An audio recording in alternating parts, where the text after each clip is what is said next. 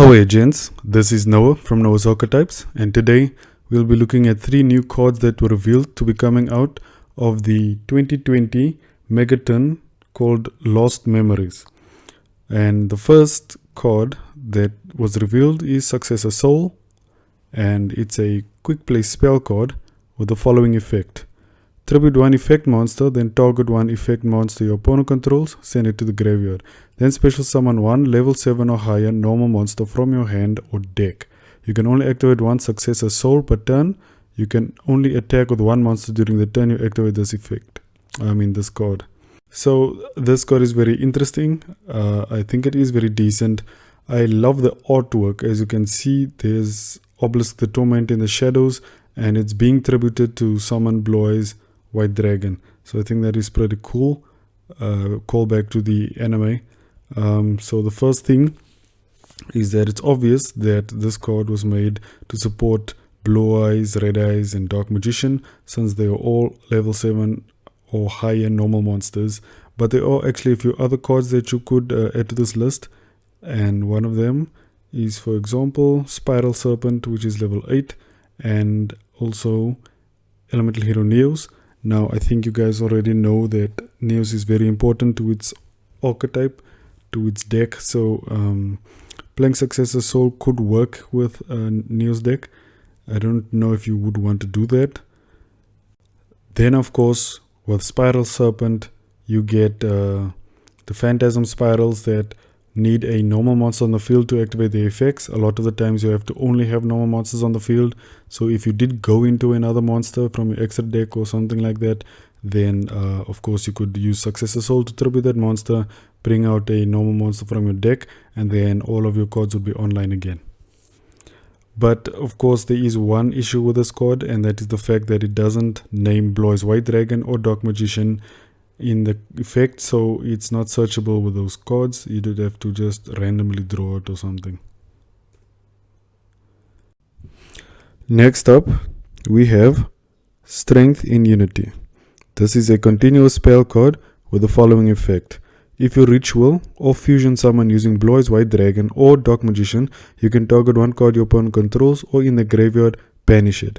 You can send this face-up card from the field to the graveyard, then target 1 level 7 or higher normal monster in your graveyard, add it to your hand or shuffle it into the deck. You can only use each effect of Strength in Unity once per turn. Okay, so the first thing that I saw about this card that I liked was the fact that it mentions both Blue Eyes White Dragon and Dark Magician in its card text, which means it's easy to search out using certain cards in both archetypes. Next thing is that when Dark Magical Circle is on the field, you could basically get 2 banishes, because if you summoned a Dark Magician and then banish a card, then you could fuse, and then Strength in Unity would banish another card. There's obviously a card like Secrets of Dark Magic that could allow you to fuse or ritual summon using Dark Magician, so that would be very easy. Then there's obviously another card called Chaos Form, which also works for Blue Eyes and Dark Magician, so either way you could get a ritual monster out in that case as well.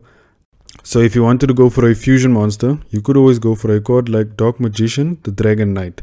If you use Dark Magician as a fusion material, this will meet Strength in Unity's requirements and you can banish a card.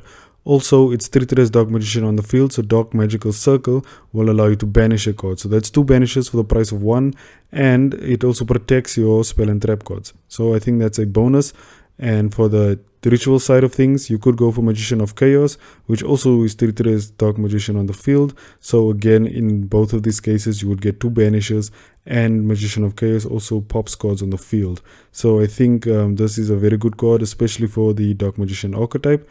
Now on the Blue Eyes side of things, you could always summon Blue Eyes Chaos Max Dragon, and that would meet the requirements of Strength in Unity.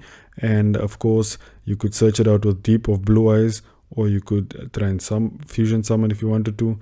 And then of course, the Lost effect allows you to send a card back into your hand or into the deck.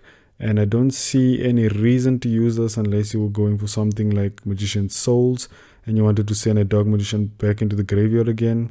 I don't think that would be necessary though, but it's really probably for searcher cards.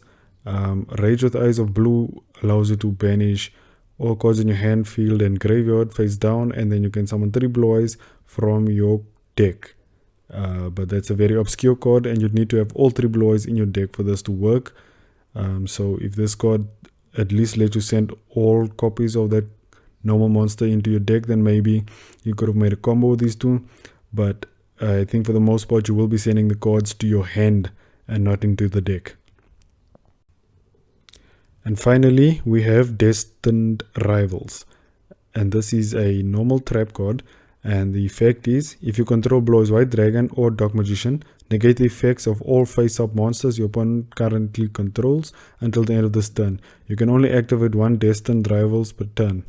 Okay, again, this card has Dark Magician and Blue Eyes in the name, so it's easy to search out.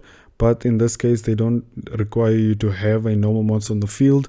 Instead, it says Blue Eyes White Dragon or Dark Magician. And there are a few cards that actually treat themselves as Blue Eyes or Dark Magician. So if you have either of these cards on the field, this would also work for them.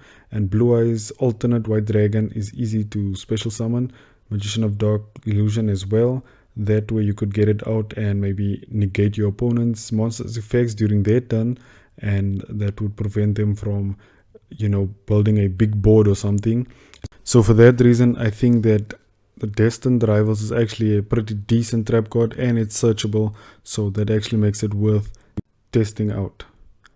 What do you guys think of these cards? Please tell me in the comment section down below, and I'll then check you guys later.